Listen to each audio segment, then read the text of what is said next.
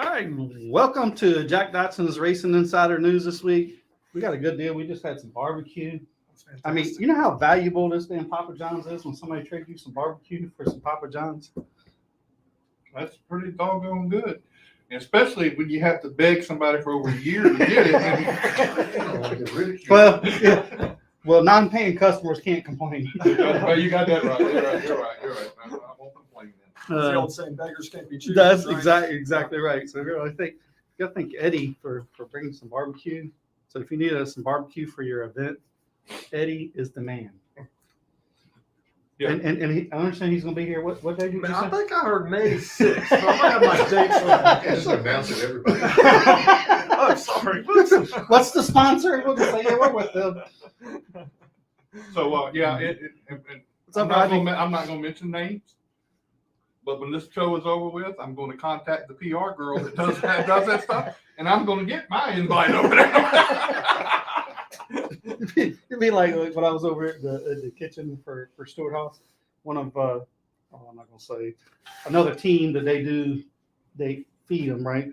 Somebody came over there and was like, "Yeah, I'm with such and such." It's like, we don't feed sponsors, we just feed the team. Oh, such and such told me to come over here. He's like, okay. So there was a little bit of bad blood there going on, trying to just drop a name and get in, you know. That was pretty funny. Which we gotta thank Cooking in the Fast Lane for always feeding us when we're at the Cup races. Somebody else we bum off of.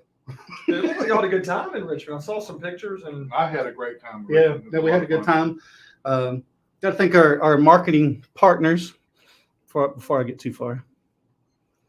Let's see. Got to thank WALTRIP Pressure Washing for coming on this year. Got to thank Hunter. Power washing solution. WALTRIP Power Washing Solutions. Thanks, Jack. Turn 2 Synthetics. So if you need some Amsoil, hit Hunter up. Hunter will take care of you. And there's still plenty. I think Danny posted the other day, there's still a few more teams that are available for the golf tournament. Dave Millard's golf tournament. Every penny helps. I think I'm already signed up. Are you? And this year, new. Got to help thank GRIER and Associates with Mean Dean Automotive. And where's it at, Jack? Moya. Oh, damn, you getting it right now. You think I was going to say it wrong? I was hoping. Safety Clean for Performance Plus Motor Oil.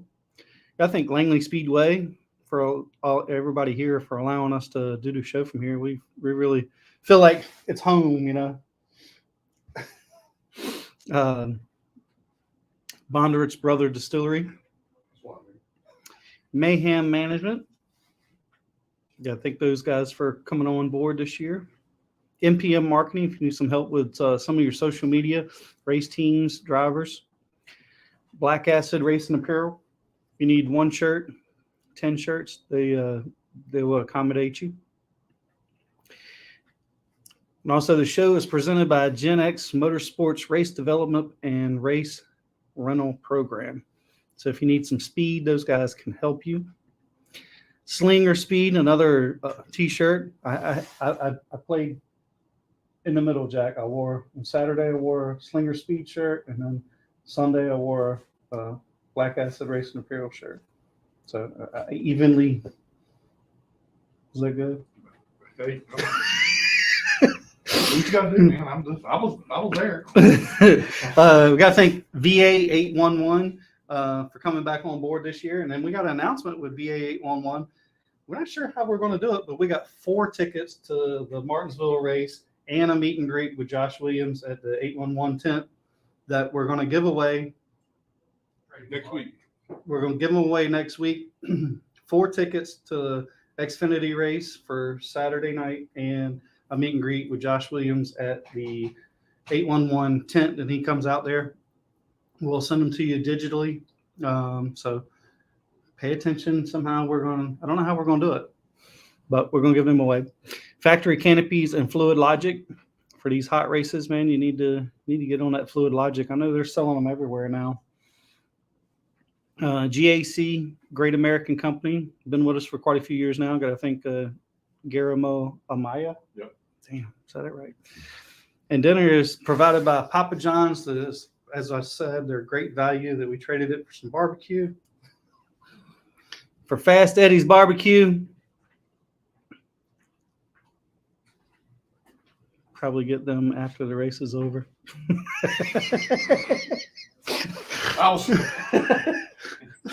He's not going to be responsible for it, Rodney. Don't These worry are about digital, Rodney. We can just text them right to you. So there's going to be something that we're going to figure out. So if you're interested in going, there may be, we don't know yet, possibly some Sunday tickets, but we're not 100% on that until later in the week. Yeah. So it's just a possibility, but guaranteed on 4 tickets for one person for Saturday's Xfinity race at Martinsville and a meet and greet with Josh Williams. What's up, Danny? You got the great Danny Millard watching. You know. Mr. Slingshot himself. Yes, sir. One of the greatest race car drivers ever hit Langley Speedway. Brian's like, who's that? You don't know Danny? I do know that. Hey, Peggy, how you doing? Love you too. Good to see you. Motor mouth. Now, Rick Powell, I don't know why you would sit and call Scott Motor Mouth. Me? Yeah. I think You the one talking. It had to be you. It had to be Well, you. And this is I'm pretty good at it. And this is from the same guy who has the big motors in the truck series, you know, the truck team. If he wins a race, just ask him did he have the right side motor in the car when he wins? When he wins. Gotcha. Is it legal? That's the question. Yeah. It's only if you get caught. All right, let's do some news real quick before we get started. Up at Richmond this past weekend, Kyle Larson got the win in the Cup Series. Chandler Smith got the win in the Xfinity Series. That was a big win for him. And had a really good run in the Cup race. And his crew chief was one of our local guys, Eddie Pardue, who used to be Chip Hudson's crew chief back here in the 90s. He was a crew chief for them. They ended up finishing 17th. They had a good pit call on the last stop and stayed out, took the wave around, got back on the lead lap. And then I think they got about 500 feet down in the corner and another caution came out, so they were to get some tires. And they said they could have got 15th, but as they were sitting there running 28th all day and then got to 17th, and they were like, you know what, let's just make sure we have a good finish and not screw it up trying to get two more spots. Positions. Yeah. Which was smart. The Truck Series was in Texas, and Carson Hocevar got the win, and that race was marred by the big wreck by Mark. I don't remember who was going for the lead. Dean Thompson, excuse me. Dean Thompson had the big wreck, and that was huge. Yeah. That was pretty scary. At Irwindale, they had the ARCA West Series at Irwindale, and Sean Higorama, or Higorani, or whatever his name is, in his first time ever out in an ARCA car, got the win. Dang. And he's from somewhere other than here, I can tell you. Anyway. The modifieds were at Richmond also. Austin Beers got the win. J.B. Fortin finished second. Max McLaughlin third. And Justin Big Bonsignori finished in fourth. Head Hickory, late model race number 1. Tyler Matthews got the win in Crest Van Dyke's car. That's 2 wins down there for Crest and them at Hickory this year. Vincente Salas finished second, and Okanari Ogata finished third. Is that the way you say it? I know the last name was Ogata. The Okanari part, I'm not sure of. Anyway, late model race number 2, Connor Zilch got the win. Annabeth Crum finished second, and Jeff Sparks finished third. At Sobo, man, big racing day at Sobo this past weekend. Late model race number 1, Peyton Sellers got the win. Mike Looney was second. Jacob Borst was third. And Mark Wirtz was fifth. Excuse me, Borst was fourth. Never mind. Anyway, late model race number 2, Carter Langley got the win. Peyton Sellers was second. Craig Moore third. Jacob Borst fourth. And Doug Barnes Jr. finished fifth. And poor old Mark. That's what if you're going to say anything. Like, poor Mark had a terrible time in that second race. And, yeah, he's got a pile of. I'm not even going to make a comment like Jeffrey Peterson did. Okay, Jeffrey Peterson done went. I thought Mark handled it good. Yeah, I was holding the steering wheel. I know what happened. I'm glad Jeffrey Peterson's on the West Coast. Because if he was over here and had to race against Mark, he may hear that again. So anyway, but yeah, he didn't come home with a very big deal there. That was a tough night for sure. In the smart modifieds at Sobo, Brian Lofton got the win. Tom Buzzy was second. Burt Myers was third. At Mobile, they had the SRL race down there. Bubba Pollard got the win. Hunter Robbins second. Dylan Bigley was third. Stephen Nasi was fourth. And Hudson Halder was fifth. Jake Finch ended up sixth. And Casey Roderick ended up eighth, way behind Bubba Pollard because I didn't think he wanted to get too close to him. I want to see Bubba Pollard come here one time and see how he does. At Nashville, Dylan Fetchko got the win in the late model race down there. Hunter Wright was second. Bryson Schaefer was third. At Kingsport, they had one late model race and Keith Helton got the win. Our buddy Kevin Canner got his first win of the season in the modified fours. At Carteret, and Brandon Clements, I don't know, you probably don't know Brandon Clements, but anyway, Brandon Clements at Carteret won both late model races, plus the mini stock race. Wow. Dang. He won 3 races in one night. That's impressive. So that was pretty good, pretty big deal. All right, this coming weekend is opening weekend here at Langley Speedway. Want to let everybody know that the tire situation for this weekend, late models can get 8 tires, Super Streets 4, Super Trucks 4, U-Cars 4. So there's your group for that race. I think a lot of people want to know, can they get extra tires for practice? I don't think that's been answered that I know of. Don't know. I'm not opening my mouth on what say that now. And also, we'll come up with a trivia question here, and to give away 2 tickets to opening night here at Langley Speedway. We got 2 tickets I for noticed a ticket over there too. and so we got 2 tickets for opening night. We got to come up with a good question. Now we know Butterbean won 3 in a row in the last 3. Mm-hmm. Okay. My question is, who won the championship the year before Butterbean started his run? Can I participate? No, you can. All right. No, Fine. you're like Scott. You are not eligible. So if you can give me that answer before we go off the air tonight. 2 tickets to Langley Speedway, and we're going to be doing these. I don't know if it's going to be every week. It sounds like, but quite often you can only win tickets one time for the season. So anyway, that's that. And next week we also return to the driver of the week next week. So after the race this weekend at Langley, Thanks to the great Danny Millard. Yeah, and it's amazing how a big joke turned into what it turned into. 100%. I mean, it's unbelievable joke, and we just named Danny Millard driver of the week, and now every week we get over. Who's driver of the week?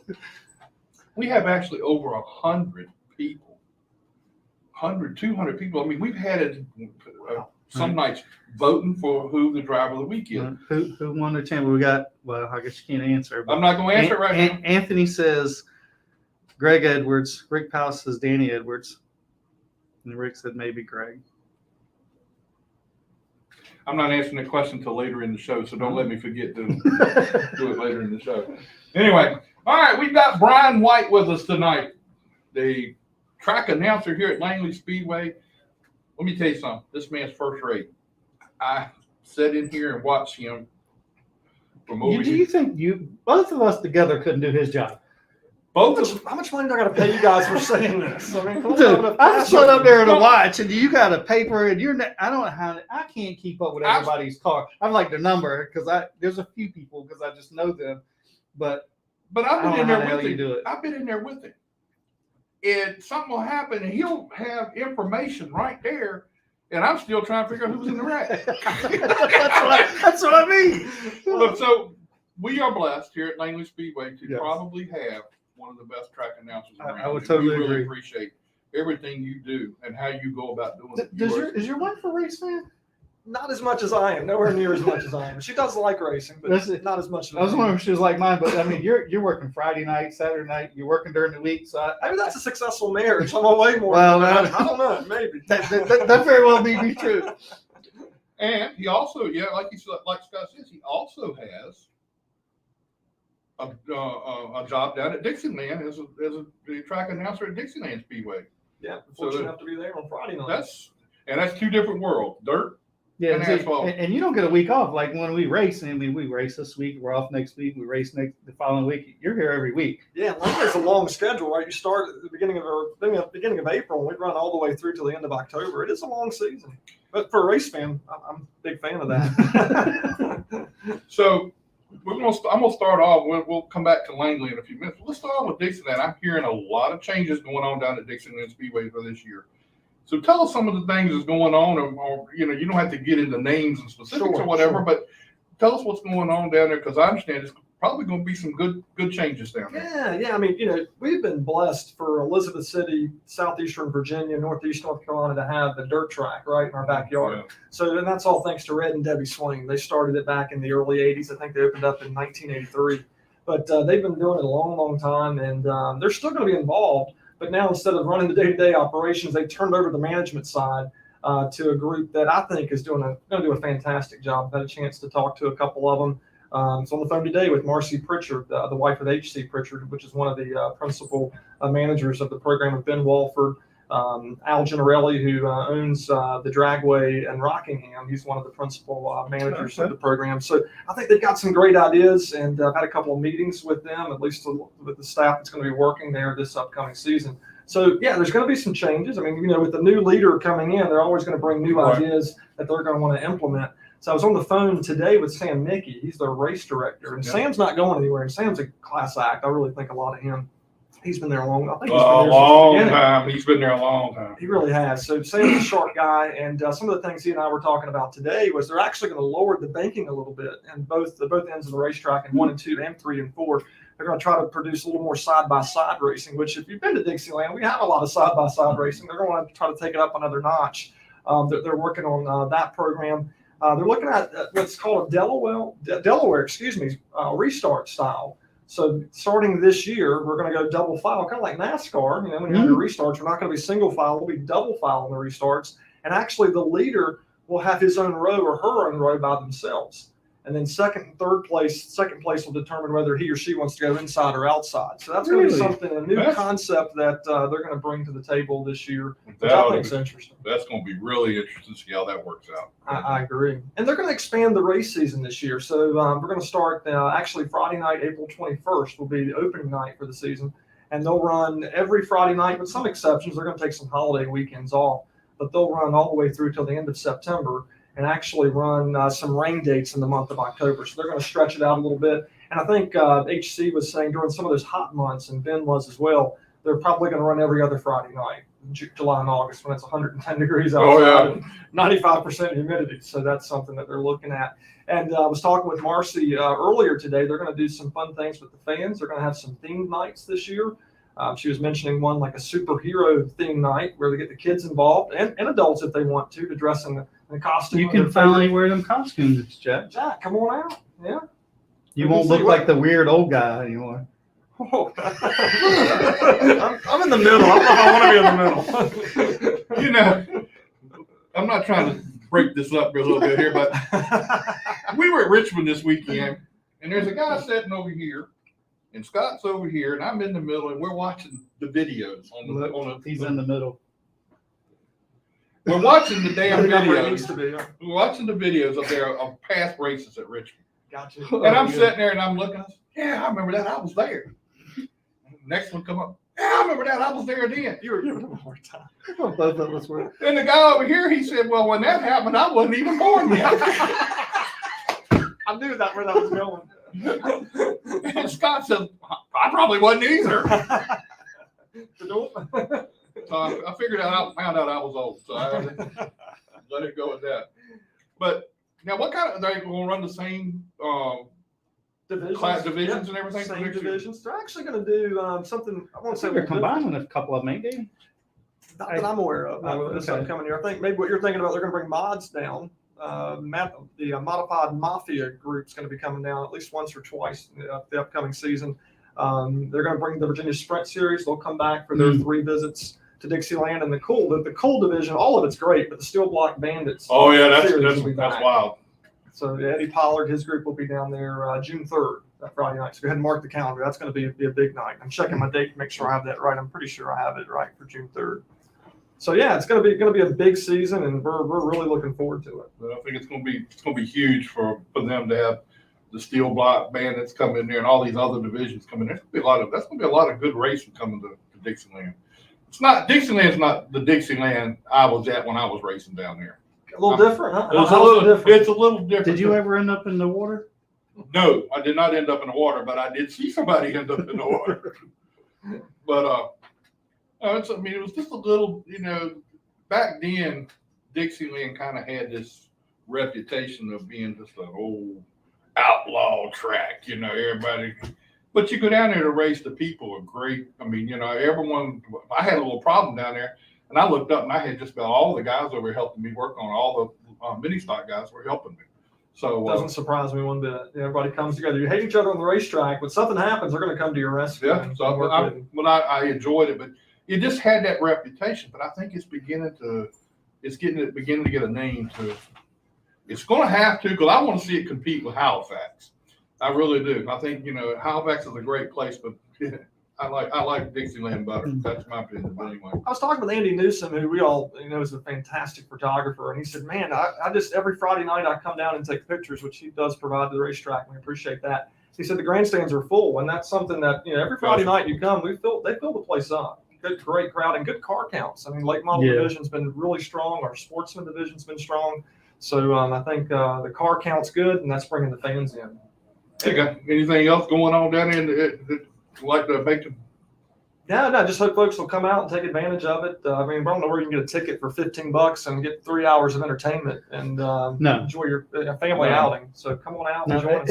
At either track, Dixieland over here, and I don't know what food costs at Dixieland, but I know here you can come and eat for a reasonable price. Absolutely. And get a good food. It's not like that cheap food you get at some of these big events that you pay $20 for a burger. Here you can come and have good quality food for a decent, not break the bank, especially with somebody bringing kids and a family. Sure. I agree. I think it's true for both tracks. I just gotta give a shout out, Davey. Thanks for checking in. He's in Fallen, Nevada. Davey boy, appreciate you checking us out. What's up, Bill Mullis? He said he's at the Hampton Roads Kart Club meeting. Yeah, that's they wave at him. They got some new stuff going on with them too, so that's gonna be they got a guy. We got to get that guy that I can't remember his name, that's doing some videos and stuff for the karting club, trying to help promote them. I think it's a good thing. Doing some videos and stuff for them guys. So I think it'll be good. So tell us a little bit about what you got going on at Langley Speedway this year. Some things that about going on here. That'd be. Man, we're excited. I can't believe it. Speaking of Bill, I was telling Bill the other day, it's like, come to the end of the race season, you're ready for a break. I think it's true for most people. I can take a few weeks off. I told Bill by the time I get 3 weeks into it, I'm like, when's the race season starting again?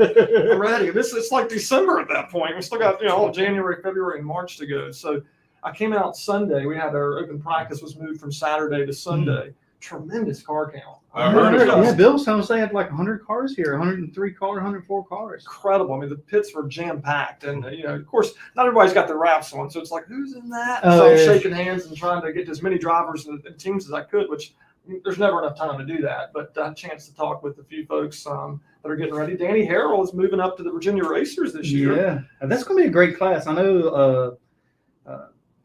Who did I say is going to run limited this year? They're running 11 modified. They're going to run the limited. Jimmy Humlet and the Sons. They're supposed to be running the limiteds too. So it's going to be a good field. I mean, you got Derek's supposed to be moving up to the limited. I think it's going to be a great field. How many cars did you have an idea how many limiteds they had out here? I did not. I mean, the day was just really busy. I was here for about 3 hours, but I didn't get a good handle on exactly how many. And I knew that probably some weren't here that were ready, because we're going to have an open practice session again Thursday evening for the divisions that are racing this weekend, and then the following Thursday for those divisions that are cranking up. the following weekend. We got Yeah. 12 divisions, so it's hard to get everybody in one Right, day, right. one night. Yeah, and then you have Donovan Edwards. I mean, that's going to be interesting seeing him run limited. You know, with his uncle and his dad running late models, and they're all in one night. So that's going to be he's going to make his debut this weekend too. So, I mean, I don't know how many cars are going to be in that class. I'm hearing good numbers, but we'll have to wait and see. I think it's good numbers in all the I divisions think so, too. this year from How what in I've the world heard. do you keep up with everybody? Like, what drivers are in each field? I don't know. I can't remember what I had. I mean, I can remember Eddie's barbecue, but much no, before that, I don't now. remember. But I don't know how Say you. something bad. I want to speak about it. I don't know how you keep up with everybody. I mean, I'm always amazed anytime that you let me and Jack come out there and sort of hang out and do some talking. I'm blown away at how you guys keep up with everything. You and Buck. Buck's fantastic. Yeah, he's got, and it's all here for Buck. I mean, he's got so much history and Yeah. so many years here. I mean, he's just, a lot of times I'm calling Buck, like, what is that? And he can, let me know what's going on. But I think you screw it up enough and you learn from your mistakes. And some I don't learn from, but you just, you roll with it the best you can. Give us an idea of when you come to the racetrack on Saturday nights here at Langley, you come to the racetrack. I know because I've been up here with you, and I know you take off and go down to go through the garage or pit or whatever you want to call it, go through all that and talk to people and everything.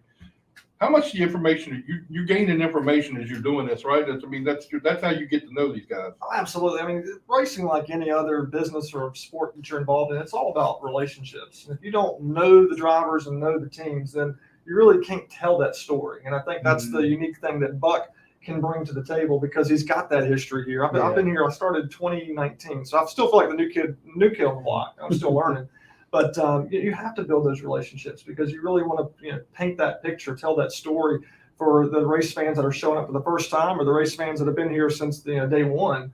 So you want to be able to tell that story, and I think the human interest piece is so important. So I love to get down there and meet the driver, find out why they got into racing, what keeps them coming back week after week, because this takes a lot of dedication. I mean, from a driver and team standpoint, I'm not telling you anything. You know all about it, and you've raced before. I mean, you put a lot of time and a lot of money into this because you love it. And we're here to have fun, right? Yes. We're here to have fun. I mean, First drivers and want to foremost. win, but you got to have fun in the process. So my job is to, is just to kind of keep the fun atmosphere going and try to paint that picture. So that's what I try to do each week. I think that's what Buck tries to do, and most of your track announcers try to do. Now, how did you learn to do all this? Well, actually, I caught the bug going to Dixieland when I was 5. My uncle took me to Dixieland, and I just was enthralled by it. So we went home that following weekend, and we started emulating that on bicycles. So we actually started a bicycle racetrack when I was 6 or 7. I mean, I say that loosely, but we kind of got better and better year after year, where we incorporated what was known as Cycle Speedway when I was 13, and it attracted international racers to come over, and we'd go over to England and race against them. But we built it based off of stock car racing. So everybody thought this is kind of unique. So we didn't have an announcer. I couldn't find anybody to announce. So I ended up doing it, and I just kind of stuck with it from bicycles to So when to was stock the cars. first time you did it? So the first race that I remember, I was 7 or 8, but of course I'm not sure how good I was at 7 or 8, but definitely 12, 13. I mean, I've been on Dang. bike weekly since then. So you just kind of keep going at it until you find somebody better. Can you imagine? You got somebody looking at your job, right? Oh, I'm sure. And I know people that are a whole lot better than me that probably should have that job. Atlee Weiss. Oh, he's good. Atlee Weiss. He really is. I think he did a couple races down at Goodyear this past weekend. Okay. Or maybe he did the whole. He did. No, he did do some races. I saw it on social media. Yeah, I think he raced. I think he did race. He raced one of the races and did the rest of them. But he is unbelievable for his age and what he does. Yes. To be as sharp as he is. He's got the drive, and I think that's so important. You got to have that passion, the drive to do it. And I think the unique thing that he brings to the table is he's a racer himself. So he can better tell that story than somebody who gets behind the wheel every week. So, no, he's got a bright future. I'll be working for him one day, I'm sure. If I'm still around. Right. He's top notch too. I mean, he's not a slouch at that. No, he really does a good And job. I think he even did the race from Florence. He was in the booth with Wesley Outland and them. He was. But when he comes here to Langley, I can't speak for that, but he'll bring like sheets. Oh yeah. He's done his homework. He doesn't just show up in that booth and try to start talking. Like He's me and done Jack his does. homework. I wasn't going to say that. We just come in and wing it. But you know what? You know what I'm gonna do this week? I'm gonna study everything I can study. So if he asks me to come in there with him this week, I'm gonna go in there with him. I'm gonna bring a folder, but I ain't gonna have nothing in it. I'm gonna just look Looks good. I did the work. Yeah, Yeah, that's what Brian said. You just walk around with a piece of paper. Act like you know what you're doing. Yeah. That's right. Brian Morehouse. With right. And he's yeah, Brian Moore. But you know, hey, you know, everybody knows Brian don't do nothing anyway. So that's you know, he's probably telling the truth. He goes around with a piece of paper. But anyway, But he's not even there to defend himself. Don't worry. Well, it's even better. have you heard the lug nut story? I don't think so. All right, when this show's over with, we're gonna tell you the lug nut story. Okay, I'm gonna make myself a little note so we don't forget. This must be good because he's not gonna say it on That's a the air. doozy. Oh no, you can't say it on there. You can't say it on there. All right, I see we got Mike GWALTNEY. Now let's talk to Mike for a few minutes. See what he's got going on. What's up, Mike? How you doing, man? Hey guys, how are you? Good. Hey, we want to Yes, sir. what all you got going on this year. I know you big into the legends and everything. Tell us what all's going on.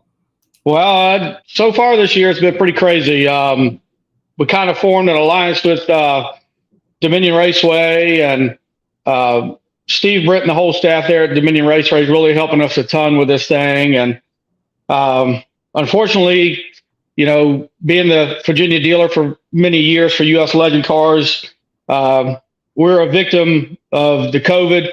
It really knocked us down really hard, and it was really hard to rebound from that between the part shortages and just you know, money not coming in and all that stuff. It got really hard to rebound from that. And fortunately, Steve Britt with Dominion Raceway gave me a call and kind of took things over for us and kind of hired me to continue doing what I've been doing all along. So nothing really changed as far as just as ownership, which, you know, if you didn't know, you'd never see it. So, you know, it was really tough there going through that to see your heart and soul of your business go down. And, you know, I just couldn't do anything about it. So it was pretty tough, but I think all the racetracks in the state of Virginia for standing by us for all these years and, you know, letting us race our cars and enjoy each other on the weekends. Langley Speedway's been great to us. Shenandoah Speedway, Dominion Raceway, even tracks that we don't run like South Boston. We appreciate those guys and all the hard work they do. The dirt racing Legend cars is picking up in the state of Virginia this year with Winchester and Natural Bridge. So that's kind of a new venture for us. But I tell you, it's been a godsend for Dominion Raceway to pick us up and help us with inventory and help us with cost and all that kind of stuff. And being tied with Dominion Raceway on a close basis like I am, it's really opened my eyes to what it takes to run a racetrack and operate a racetrack. And you know, we have company meetings on Tuesday mornings and we discuss the in and outs of everything. And, you know, so it's really opened my eyes and makes me really appreciate what, you know, Chuck Hall, Bill Mullis, Jeff Vaughn, all these guys do, you know, when we don't see them until Friday or Saturdays or, you know, Saturday nights at the racetrack and just say hi to them. But I'll tell you what, these guys work tirelessly to put on a good show and to have top-notch Class A facilities for us to race in. And this whole venture for me has really opened my eyes to that. You know, I am part of Dominion Raceway, but I'm also here, you know, as the Legend Series in a whole and the Bandos. So we're going to support every track in the state of Virginia. So no one is better than the other when it comes to me. This is a group venture. And we've got the support of every racetrack in the state. And we do, again, I can't say I appreciate it enough, and I can't say enough good things about the racetracks we have here in Virginia, some of the greatest tracks in the country, I believe, with some of the toughest competition anywhere. So we're working hard to keep this thing going, and we'll see what this year's got in hold. We got a lot of stuff planned and a lot of new things coming. So we're looking forward to it. How closely do you work with the INEX people down in Charlotte with all this Legends cars and everything? Yes, sir. Almost on a daily basis in some form or another, whether it be parts or rules. I do train tech officials. I also do that. I've been doing Legends for 30 years, and INEX obviously can't be everywhere at one time. So I do train my tech officials. I do help out the officials and kind of tell them what to look for, how to check stuff, that kind of thing. So most dealers are not as involved as I am. It's just that, I do it for a living, and this is all I do. Between my development program, the part sales, the fabrication, the cars you see behind me, I do setups. So I'm vested in this 100%. So a lot of the guys that are dealers just do it on the weekends and stuff like that. So I do play a little bit more of a role here in Virginia, as far as organizations and stuff like that. So I'm in contact with US Legends probably 3 or 4 times a week, if not more than that. So that's a lot. It came from down there, and I know you have to keep up with all the stuff that's going on and everything they're changing to go along with like for a national INEX races or something like that. Yes, sir. We were fortunate enough to, because you have to sign up for them. We were fortunate enough to get the nationals here a couple of years ago at Dominion Raceway. We were also fortunate to have it at Langley Speedway years ago.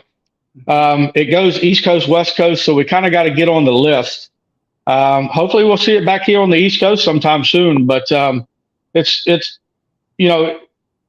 working together with US Legends, and they had the same problems that we had with COVID. So they have fought the fight, and we're still struggling with, part supplies, tires, and that kind of thing.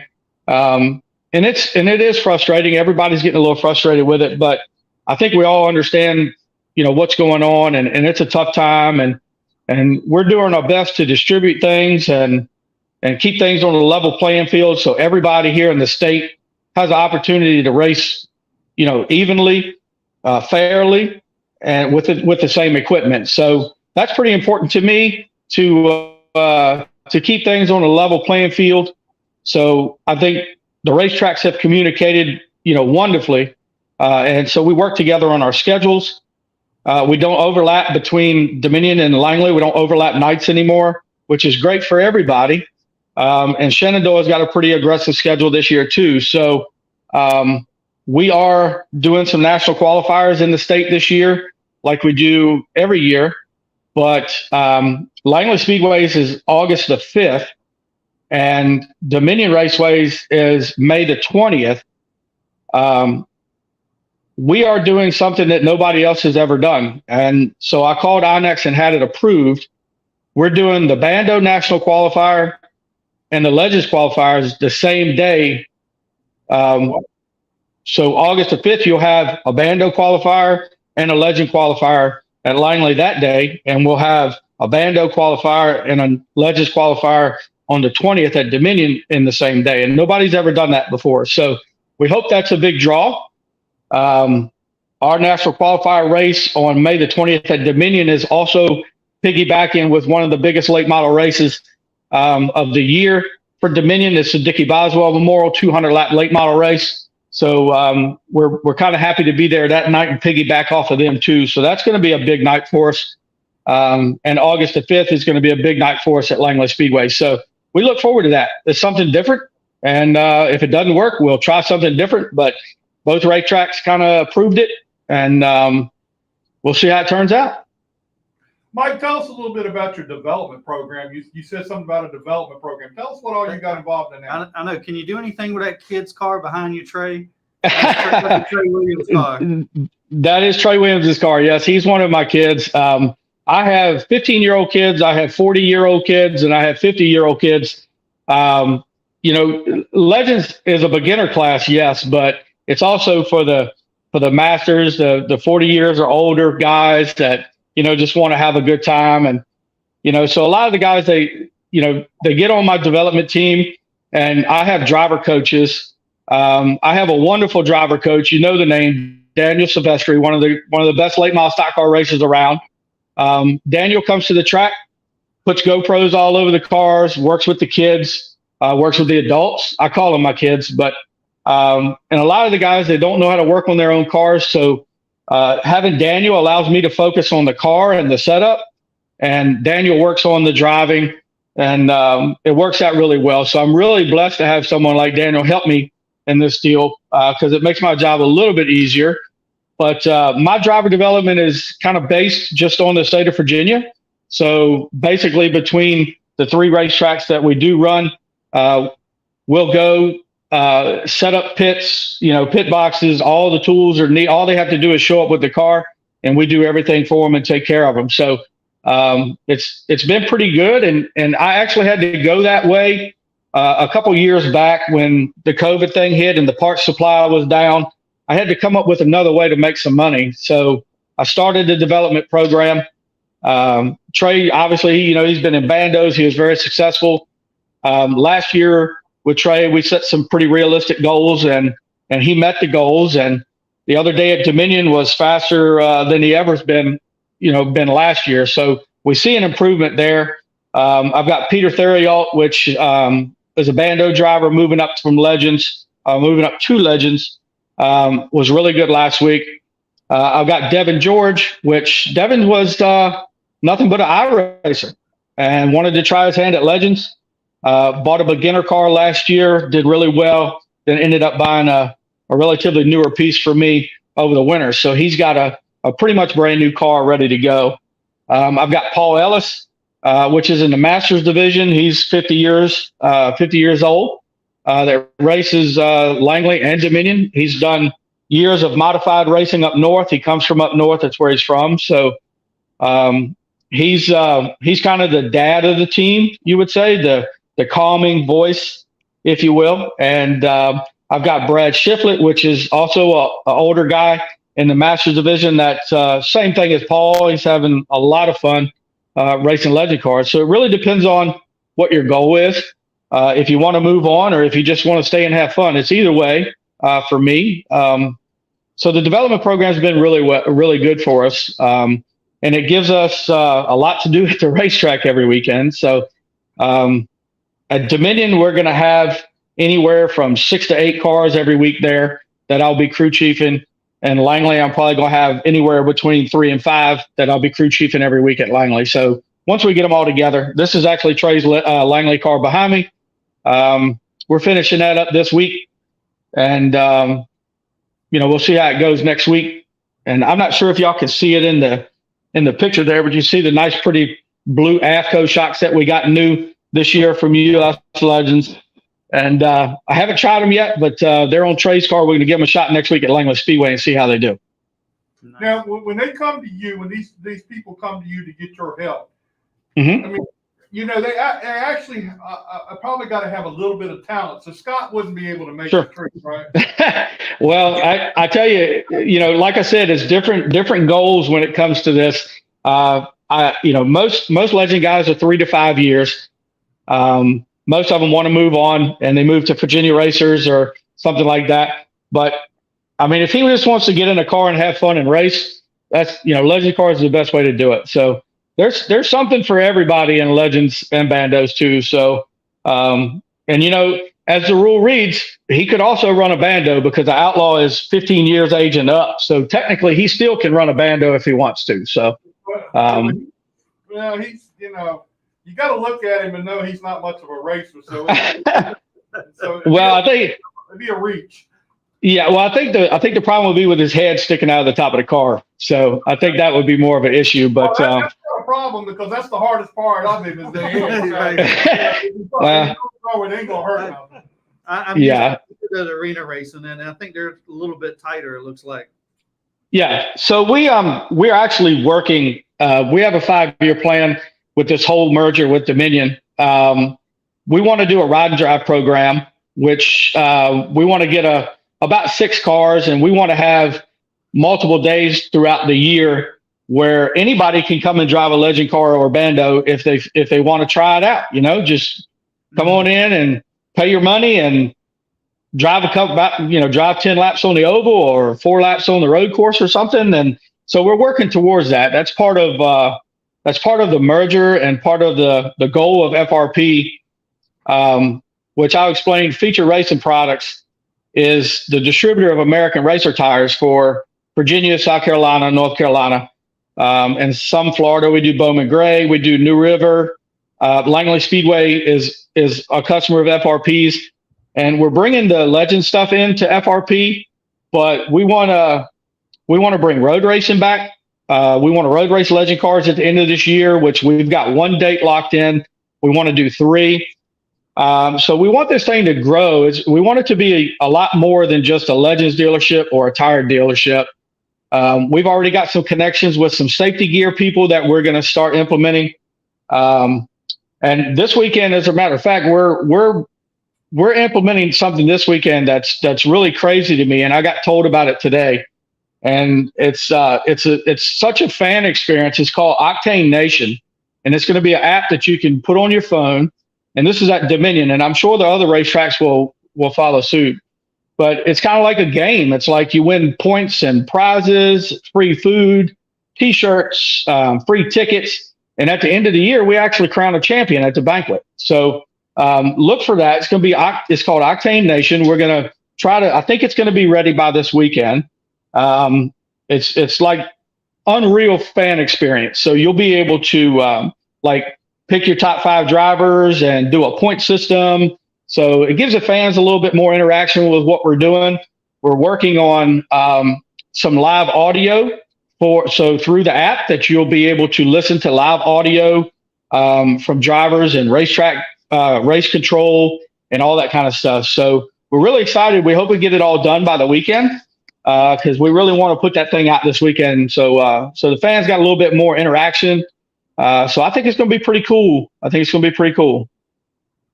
Well, Mike, we appreciate you spending some time with us tonight. It's great to talk to you, and hopefully we can get a chance to meet you when you come down this way, because I don't think I've ever met you before. Yeah. I'd like to see you when you come down this way and get a chance to talk to you for a little while. Yes, sir. We'll be there on April the 15th for our first Legends race. That's our first opening night there at Langley Speedway. So we'll be there then. And, man, I look forward to the season. I look forward to Langley Speedway. I look forward to seeing Bill Mullis. I look forward to seeing Brian Crawford, all the people that, that make that place go round. And, of course, we can't forget Terry Belluzzo. Everybody loves Terry Belluzzo. I love Terry Belluzzo. I've known her all my life. So I look forward to seeing her. But thank you guys for having us on and explaining a little bit of what's going on. And like I said, thank you again to the racetracks, because without the racetracks, man, we don't have anything. And trust me, they're working hard for us. So we do appreciate each and every one of them. Well, we appreciate you being with us tonight, Mike, and we'll talk to you again real soon. All right, thank you. Absolutely, sir. Appreciate it. Thank y'all. Thank you. Take care. You know what I think would be cool? What's that? If we get the track announcer in one of these cars. That'd be cool, all right. Yeah. Well, I see Christian has checked in, but is not here. So I don't know what to tell you there. Let's just bring him on. It's fun watching you guys work this match. Right. Christian, you there? Yeah, I got you. You got me? Yeah. Did you want to turn There your you go. camera on, or you just want to do voice? I'm just going to do voice. I don't have a camera right now. Sorry. Oh, okay. Hey, Christian, how's it going, man? I'm great. How are you? You are great. You got a good season going on so far. I think it's really cool. Yeah, no, for sure. It's been cool for sure to be here with obviously Napa Auto Care and Bill McAnally, and we've had some really fast trucks, so it makes my job pretty fun. Now, that was my next question. What's it like working with Bill? Bill, to us, I mean, the Napa car is iconic, right? Yeah. I mean, but with us, Bill is one of those guys that, we really admire. We look up to him. What's it like driving for him? Yeah, it's pretty awesome for sure. To be in the opportunity I am, like I said, I can't ask for a better opportunity. I've been kind of everywhere the last couple of years with some really good equipment, and this matches it, if not goes above it. So to be a part of Bill's commitment to eventually turning us into a championship winning organization has been really fun. Now, you came from an organization that, with ThorSport and KBM, you worked with those. How much of a difference is it going from those teams over to Bill McAnally and even changing you went to a Chevrolet. That's even a bigger deal. Yeah, no, so I was with Toyota for, man, I don't know, probably 8 or 9 years. So the transition to Chevy has been pretty smooth overall. It's been cool to see, their commitment to winning as well, and the amount of resources and stuff we get along with it. So, yeah, no, like I said before, I've been with a lot of good teams, and there's no real big difference. It's a little bit smaller, obviously, with just a 2-car team, but the resources we have, the people we have, are just as good, if not better, than what I've had in the past. So it's definitely a good opportunity to be in.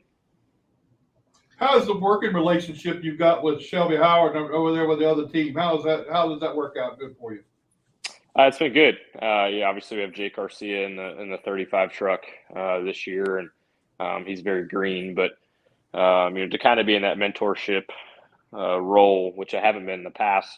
Obviously being with KBM, Kyle was the mentor, and at ThorSport, Crafton or the other drivers were the top dog, and to kind of be in that leadership role has been cool, to say the least. Hopefully give him the guidance, that the mistakes that I made over the years, and how to try to avoid those, and get him up to speed a little bit better. So that's been cool, to say the least. And to get that second win out of Vegas, I know that was a huge deal for you too. I know that was way out there, and it happened faster than what y'all were probably expecting. Yeah, when I came over the offseason, I knew that we had the potential to win, and I had promised Bill that we'd win. I didn't know how soon, but by the end we'd get him his first win. So it was pretty cool to have that happen in race 3 in Atlanta. Did you really promise him that?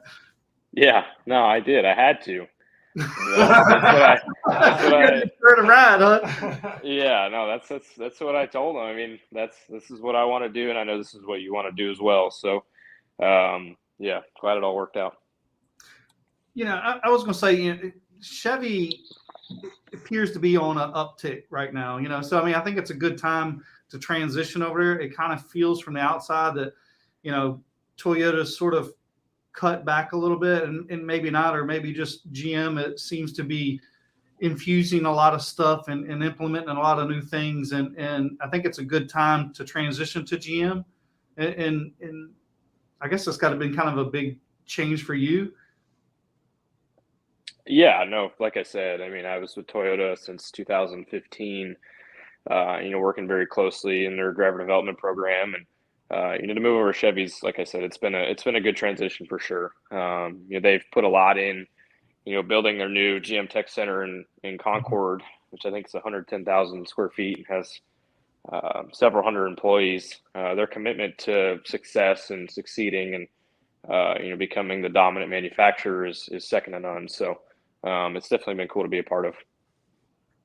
How much time do you get to spend at the tech center going over the simulators and stuff that they have over there? Yeah, it's pretty frequent. I want to say it's probably once a week for multiple hours. So it gives plenty of time for us to make everything how we want it. How many do they have? Because it seems like everybody's going over there every week, so there's got to be more than one. Yeah, I don't know the exact number, but it's definitely multiple. So there's a lot of time available for us to do everything that we need to do.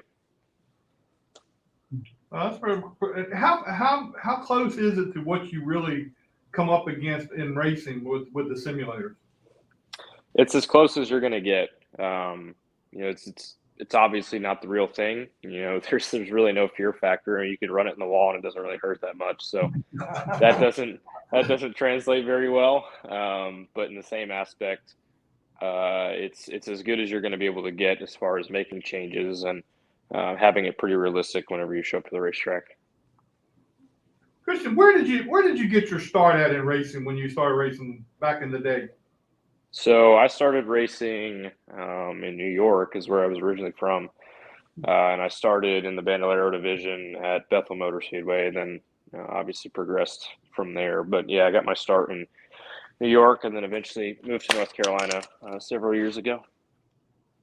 Yeah, the thing is that everybody says that if you're going to be in racing, you've got to come to Charlotte, and be around the Charlotte area to be in the racing. Is that the way you figured out too, that you had to be there to get in the middle of it? Yeah, I mean, it came a certain point when I was racing late models and everything, that all my race teams were down here. And then, as soon as you move into ARCA or trucks, this is the mecca, right? All the simulator stuff is here. The manufacturers, everything is here in North Carolina. So it's definitely the place where you need to be. And then you go and sign with ThorSport, and you had to go all the way up to Pennsylvania to see them, right? Yeah. No, those trips to Ohio were not very fun, to be honest. But I think it was like 8 hours or something. I went probably every other week. I drove up there, so I've done enough driving over the past 2 years to last a lifetime.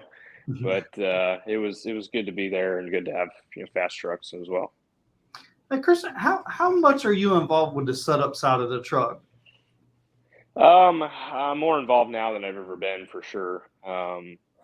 Just kind of, like I said, kind of being in that leadership role and having the knowledge over the past, I don't know, 4 or 5 years of going to different teams, knowing what works, knowing what doesn't work, and being in the loop of that, has been different to say the least. But I'm very involved now with different things.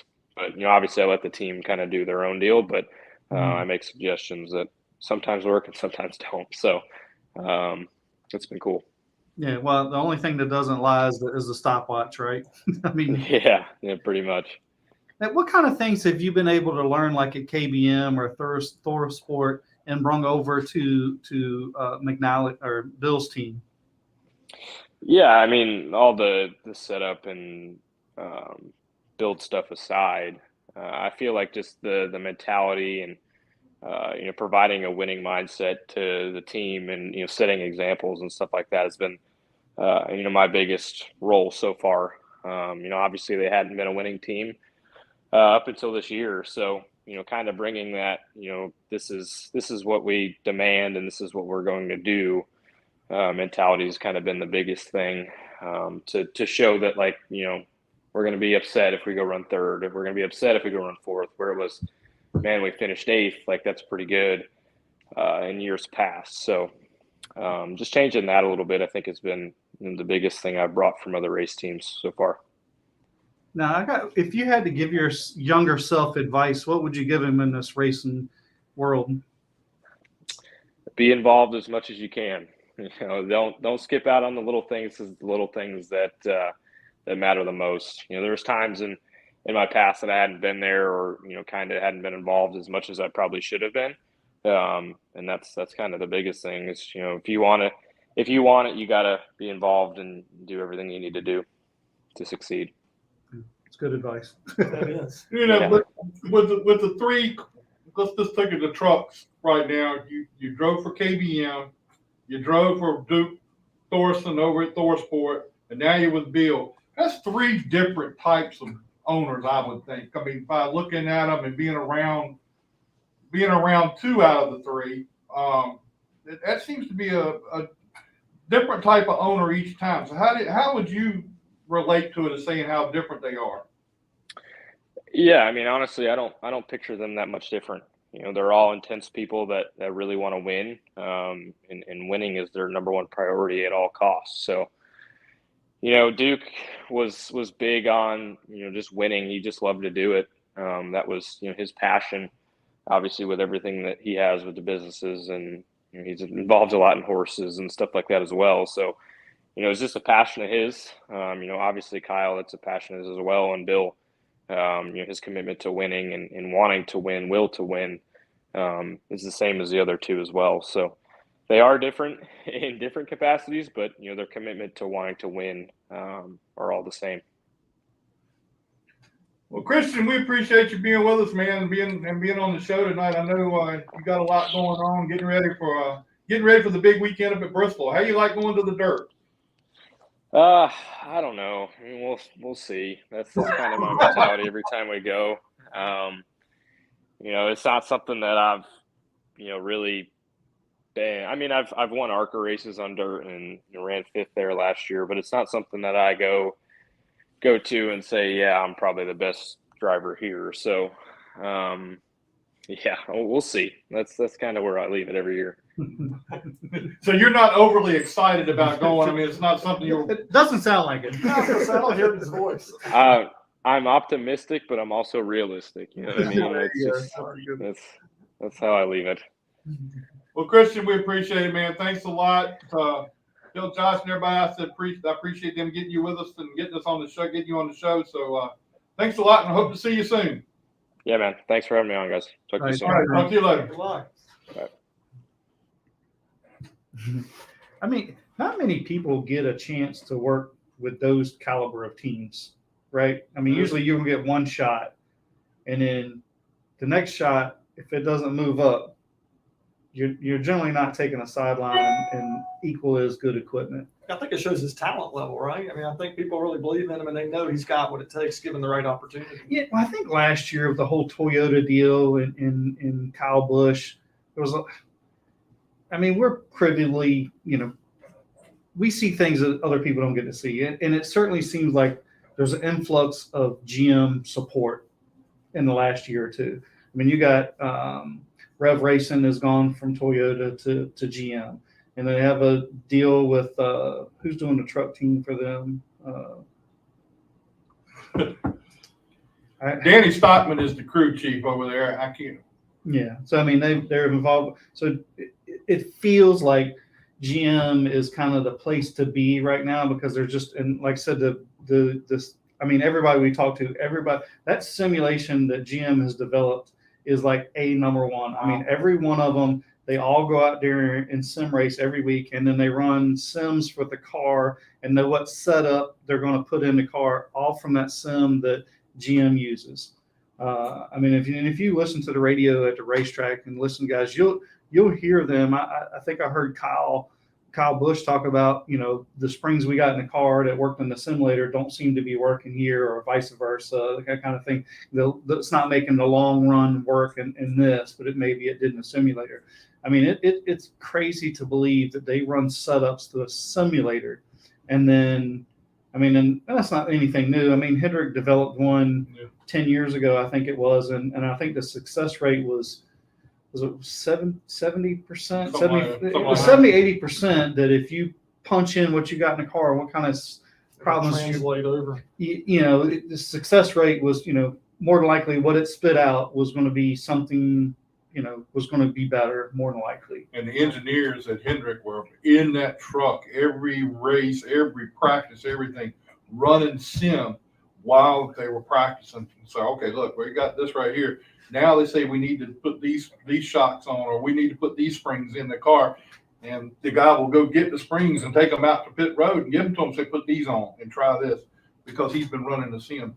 Chevrolet is way ahead of the game in that department. And it shows. I mean, look how well GM's running this year.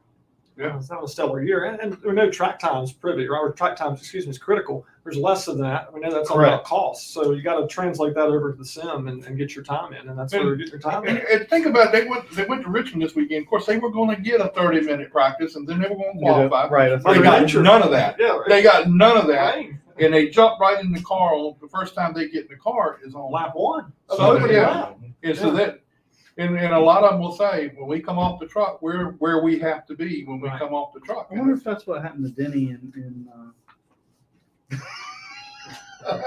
Well, I said Robin's race. I'm not sure that was Robin. But I don't know, it was more Robin, but I did see the video where he made a video, said he owed JJ he didn't say apology, but he said it was on him. Did you hear JJ what he said? Yeah, I did see that. He just flat out wrecking. Which he did. I mean, there ain't no two ways about it. He said he's the one that comes up here talking about respect, and he dumps me. Yeah. Well, I mean, even Larry McReynolds said that. He's like, here he is the one, the senior guy, says we need to have some respect out here, and he goes and does that. I mean, it doesn't look good for Denny Hamlin. Although I will say he owns it, right? So that.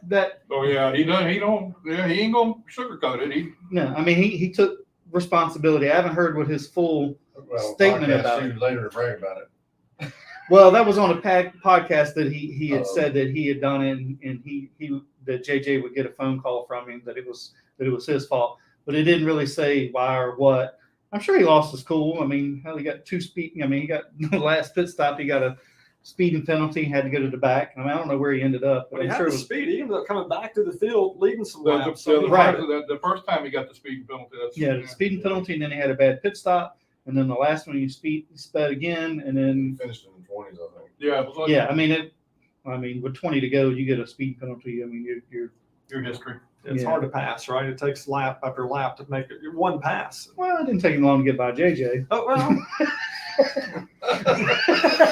Yeah. but that ain't gonna last but so long. You know, you're not gonna do that but so much because those guys are not gonna tolerate it. I mean, JJ comes from the old school, yeah, and he said, "I'll never forget," Yeah, racers and he's gonna never lap him forget. at some point.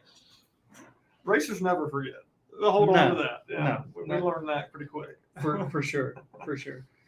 So So Brian, getting ready for opening night this week. That's right. I was talking with Chuck a little earlier for the month, and we were talking about it too earlier this evening. 5 o'clock start time. Yeah, for the month of 5 o'clock. April. So if you haven't heard, it's 5 o'clock for all the April races and the October races. We'll start at 5 o'clock. All right, and this week, I think it's gonna be good. I this agree. weekend we've got the Huns Recycling Factory Champ Carts are going to run 20 laps. The Taylor Waste Services late models has got 50 laps. The old school video game Super Streets 40 laps. The Harris Truck Super Trucks 25. The Farley Financial U Cars 25. The late models will run again for 50, and then the Parts Barn Enduro for 30 laps. So you may get out of The You may- limited? Did you say the limited? no limited this week. It'll be next week. Oh, was it? I thought it was this No, week. it's next week. Limited next week.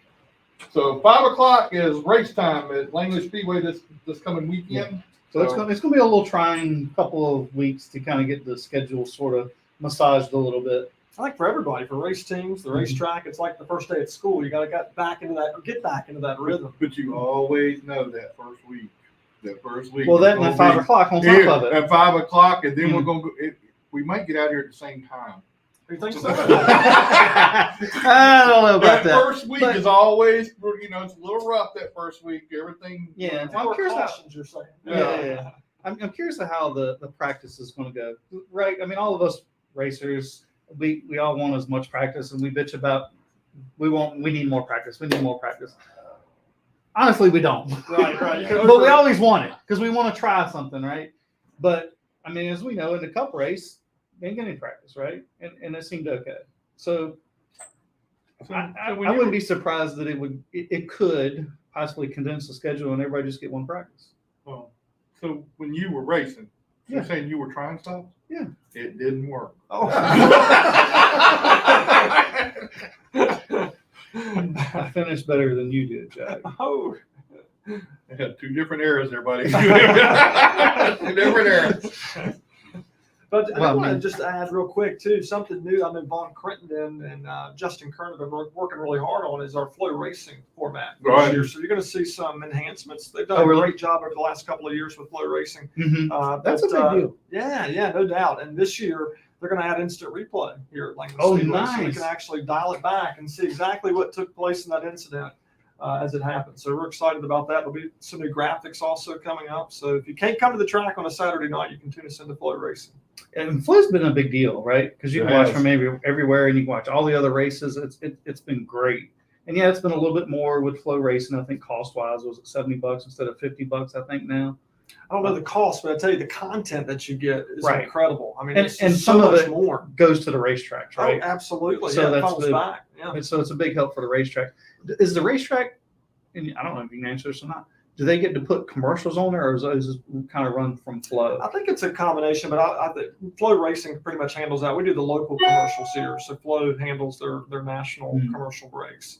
But it's been a great program. And Bill Mullis was talking about that when he was down at Daytona, just the importance of Flow Racing and what it does for short track races. And it's just, I think you're going to see it continue to grow over the years. And also, they also got the thing coming out now with the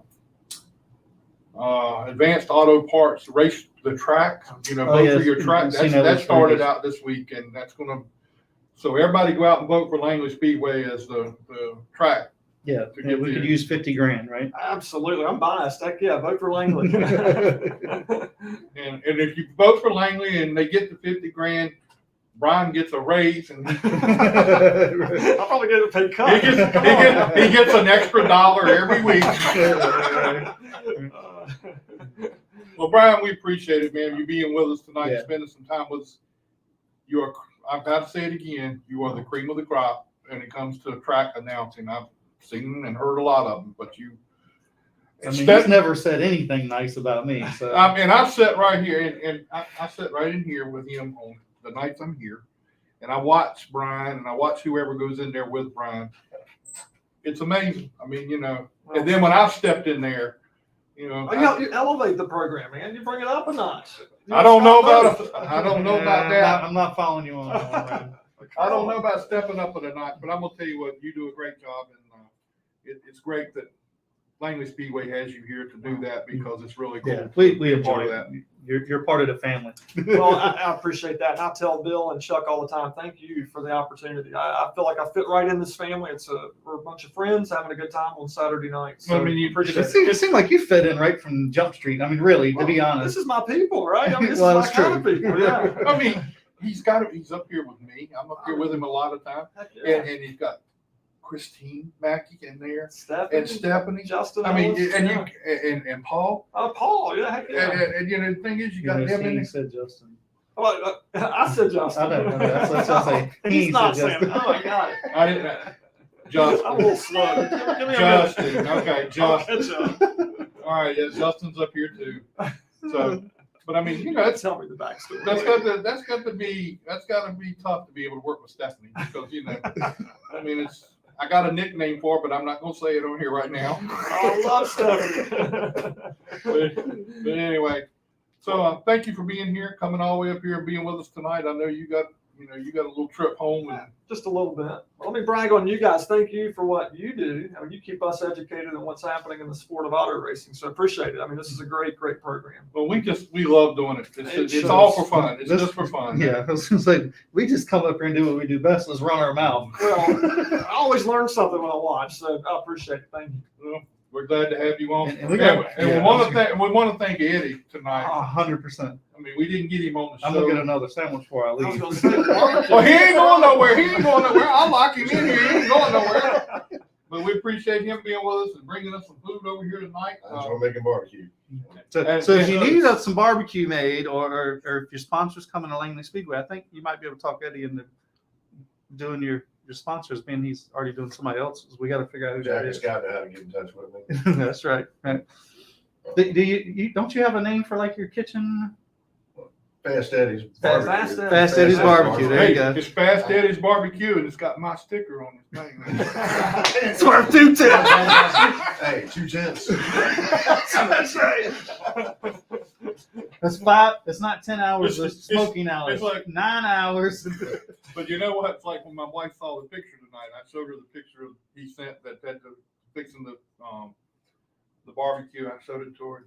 She says, And why is your sticker on there? What did you do? What do you got to do with it? You think you're special. I said, hey, Take credit. I'm important. Oh, you don't have to tell Jack that.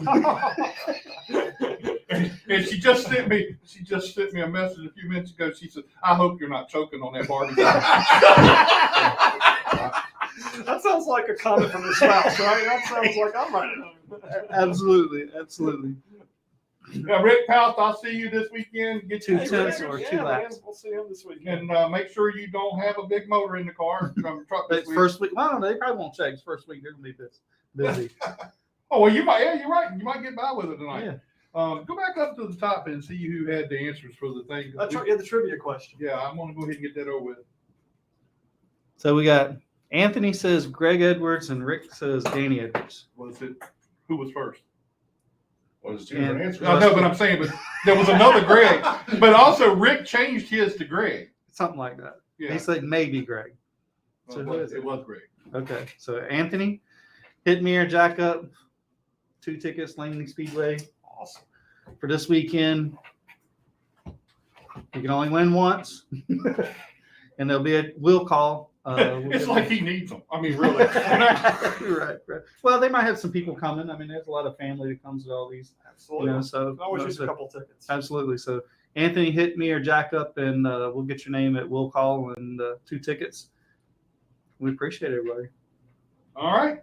Well, that's our show for tonight. Next week, we're going to have Vincente Salas, the guy who's been doing such a good job down at Hickory, won his first late model race down there. We'll have him on next week. We're also going to have Dan Crocker. Yeah.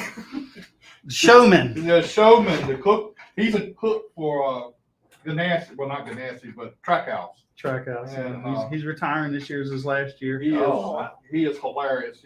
I'm about ready to retire. Maybe I should go do that for a little while. I was like, might have an Yeah, opportunity. there's going to be an opening. I don't know who's in line to take it, but actually, I think one of the kids on the other cooking. There's 4 big cooking teams that Pretty much cook with everybody in the yeah. garage. They have one organization will cook for these teams, and this organization cooks for these teams, and everybody has I had a something plan different. when I was younger. I was going to get my CDL, drive a truck, and cook for the race team. We were one of the race teams. Well, that's how he started. He drove a truck for That's some of the usually- that's teams usually for how actually the rental program for Yeah. Gordon The thing where they do the racing. where you can make some laps at the racetrack. Oh, yeah. So he started there, and he just kept Gordon Andretti Yeah. racing thing. and he just kept leaving business cards and just pounded and finally got into the sport. And then Got the big break. yeah, and he was driving. I forget who he was driving. It was funny because he was telling me a story this weekend. He was driving for a team, and their cook quit. So they're like, "Hey, we've heard you." He used to run a restaurant. They said, "I think we're gonna have you cook from now on." He's like, "Okay." So he said they made him come out on a Thursday, cook out in the parking lot, and bring the executives down from the race team, and they had to try his food out before he was able to cook all the time. And then just The rest is history. yeah, the rest is history. And he loves Trackhouse, and he's like, it's such a great people and great organization. They just want you to do the best you can. And we're also going to have Buddy Isles Jr. Hmm. Now, Buddy Isles is a dirt racer down at Halifax, or was a dirt racer at Halifax. He is now going asphalt late model racing. Oh He's going to be at Dominion. He's going to come here and race some. Mhm. So we're going That'd to be talk with interesting. him. We're going to talk with him next week too. Anything on the Josh Williams next week? We're working on that. We're going to may have Josh Williams with us next week to make the announcement of who got the tickets for Martinsville. But Okay. I'll Have we figured out what we're going to do with how we're going to do no, this? you and I need to talk about that. All right. Meeting. So next Whoever made week. the best barbecue on Tuesday night. Right. So next Tuesday, 4 tickets, Martinsville for the weekend. We need to have your Not for the information. weekend. Right now, it's just Just Saturday. And a meet and greet with Josh Williams. What was the other part of that? We got to have information in on Wednesday, so we'll need to have your information on Tuesday.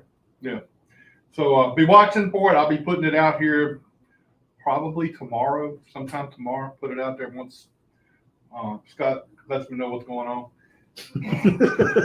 Anyway, all right. Appreciate it, Brian. Thank you so much. Thanks for having me. Hey, thanks for being here and bringing us something good to eat. And Papa John's for bringing us some more good to eat. And anyway, all right.